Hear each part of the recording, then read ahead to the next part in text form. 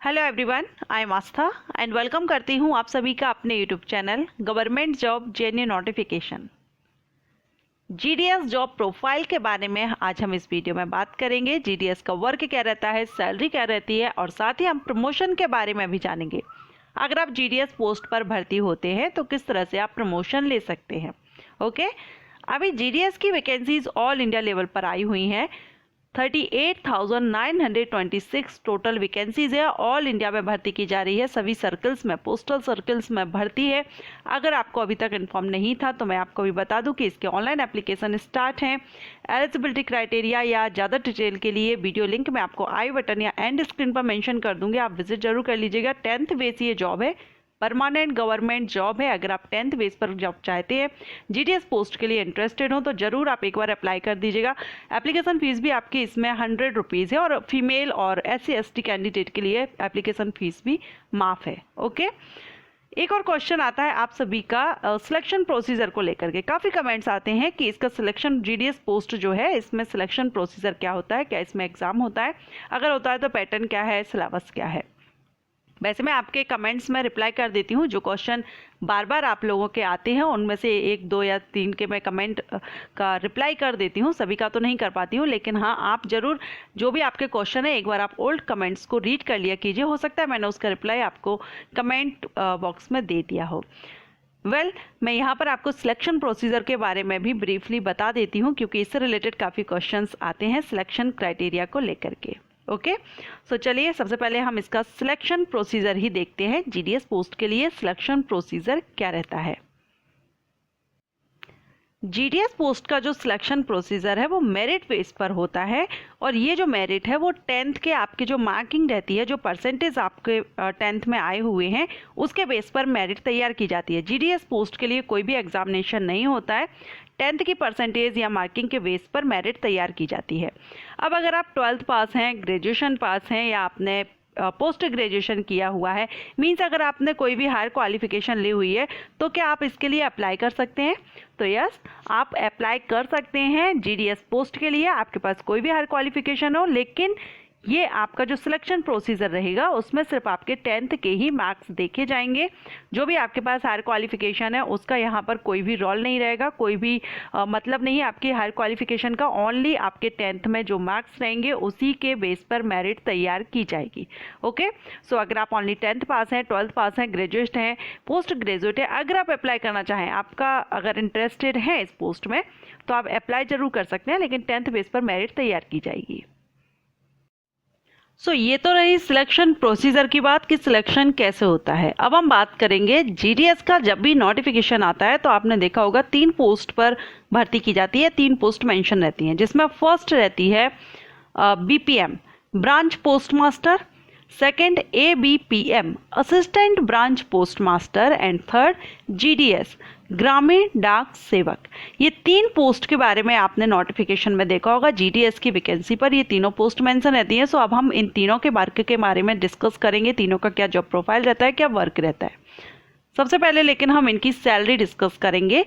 Salary क्या रहती है BPM, ABPM और GDS की। जीडीएस की जो सैलरी रहती है वो TRCA के फॉर्म में पे होती है। TRCA means time related continuity allowance. ये अदर जो पोस्ट रहती हैं, जॉब रहती हैं गवर्नमेंट, उनके कंपैरिजन में इनका जो टाइमिंग है वो कम रहता है, 4 से 5 घंटे का टाइमिंग रहता है। सो अगर हम पोस्ट वाइज देखें, BPM का जो रहता है, क्योंकि ये आवर्स के हिसाब से चलता है, टाइमिंग के हिसाब से, तो 4 आवर्स यानी 4 घंटे के लिए जो रहता है उसमें 12,000 रहता है मिनिमम BPM के लिए, और अगर 5 घंटे का रहता है तो 14,000 रहता है। ABPM और डाक सेवक के लिए 4 घंटे का स्लैब में इसमें 10,000 रहता है, मिनिमम है ये, उसके आगे आपकी इंक्रीज होती है। इनिशियल जो आपकी रहती है वो 10,000 है। इसके अलावा अगर 5 घंटे का स्लैब रहता है तो उसमें आपका 12,000 रहता है, मिनिमम स्टार्टिंग आपकी सैलरी रहती है। सो अब हम इनके वर्क के बारे में देखेंगे। सबसे पहले ब्रांच पोस्ट मास्टर BPM कौन होता है? तो ब्रांच पोस्ट मास्टर ग्रामीण डाक सेवा का प्रमुख होता है। बीपीएम के अगर हम वर्क की बात करें तो इसमें जो ग्रामीण डाक सेवा है या पोस्ट ऑफिस है उसमें डॉक्यूमेंट्स का रख रखाव, ऑनलाइन ऑफलाइन लेन देन, डाक सुविधा, इस तरह के जो बीपीएम की जॉब प्रोफाइल या वर्क है या उसकी जो रिस्पॉन्सिबिलिटी है वो ब्रांच पोस्ट ऑफिस का पूरा मैनेजमेंट से रिलेटेड जो वर्क है वो इसमें इंक्लूड है। आप यहाँ पर देख सकते हैं carrying out of transaction offline online और branch post office and India post payments bank and using the hand held device या मोबाइल डिवाइस या स्मार्टफोन के थ्रू।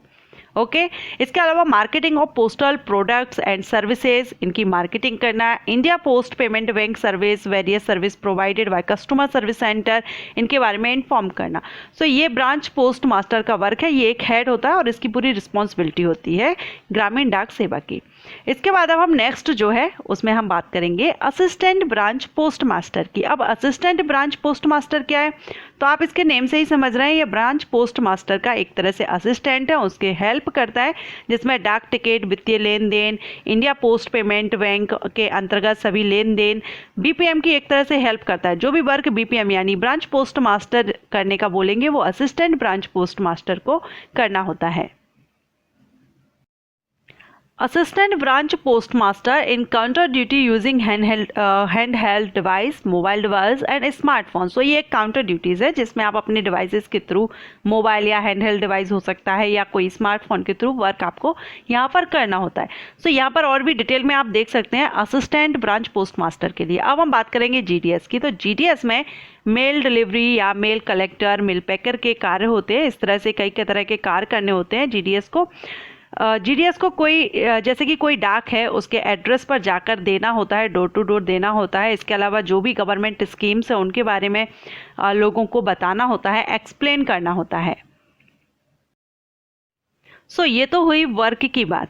अब हम बात करेंगे प्रमोशन की। प्रमोशन आप कैसे ले सकते हैं अगर आप जीडीएस पोस्ट पर भर्ती होते हैं। तो देखिए यहाँ पर आप जीडीएस पोस्ट पर भर्ती होकर के आप एमटीएस पर प्रमोशन ले सकते हैं, पोस्टमैन या मेल गार्ड पर प्रमोशन ले सकते हैं और साथ ही जीडीएस के बाद आप पोस्टल असिस्टेंट या सॉर्टिंग असिस्टेंट भी बन सकते हैं। अब जीडीएस से अगर आप एमटीएस बनते हैं तो इसमें 1 से 3 साल की आपकी सर्विस होनी चाहिए और 10th बेस पर आप इसके लिए एलिजिबल हैं। जीडीएस से अगर आप पोस्टमैन या मेल गार्ड बनते हैं तो इसके लिए भी 10th बेस पर आप एलिजिबल रहेंगे, सर्विस आपकी 5 साल की होनी चाहिए। वहीं अगर आप पोस्टल असिस्टेंट और सॉर्टिंग असिस्टेंट के लिए अप्लाई करना चाहते हैं या आप बनना चाहते हैं, जीडीएस के बाद आप प्रमोशन लेना चाहते हैं पीए और ऐसे पोस्ट के लिए, तो आपको पता होगा अगर आप मेरे रेगुलर व्यूअर हैं कि पोस्टल असिस्टेंट और सॉर्टिंग असिस्टेंट के लिए जो इसेंशियल क्वालिफिकेशन रिक्वायर्ड होती है वो है 12th पास। तो आपका इसमें 12th पास मांगा जाता है। इसके साथ ही आपकी सर्विस भी 5 साल की होनी चाहिए। अब ये जो प्रमोशन है आप कैसे ले सकते हैं, तो इसके लिए आपको कुछ डिपार्टमेंटल एग्जामिनेशन होते हैं जो आपको देना होता है अगर आप जीडीएस के बाद प्रमोशन चाहते हैं, जिसमें फर्स्ट है LDCE limited departmental competition examination and LGO lower grade official examination. ये एग्जामिनेशन देकर के आप जीडीएस से प्रमोशन ले सकते हैं। 50% वैकेंसी फिल की जाती हैं एलडीसीई के थ्रू एंड इसके अलावा जो अदर है वो एलजीओ के थ्रू की जाती हैं। ओके सो इसमें प्रमोशन के लिए आपको आपका ये जो एग्जामिनेशन है ये आपको देना होता है। आप इसके बाद प्रमोशन ले सकते हैं। जीडीएस पोस्ट के बाद आप एमटीएस, पोस्टमैन, मेलगार्ड या पीए ऐसे तक आप बन सकते हैं। ओके फ्रेंड्स, सो अभी हमने इसके सिलेक्शन प्रोसीजर भी देख लिया, इनके वर्क से रिलेटेड सारी जानकारी, किसका क्या वर्क रहता है एंड प्रमोशन से रिलेटेड। अब अगर आप इसके लिए इंटरेस्टेड हो तो मैं फिर से कहूँगी इसके लिए एप्लीकेशन स्टार्ट है। अगर आप चाहें तो अभी अप्लाई कर सकते हैं और अगर आपको वीडियो पसंद आया हो या वीडियो से आपको हेल्प मिली हो तो वीडियो को लाइक कीजिएगा। Thank you.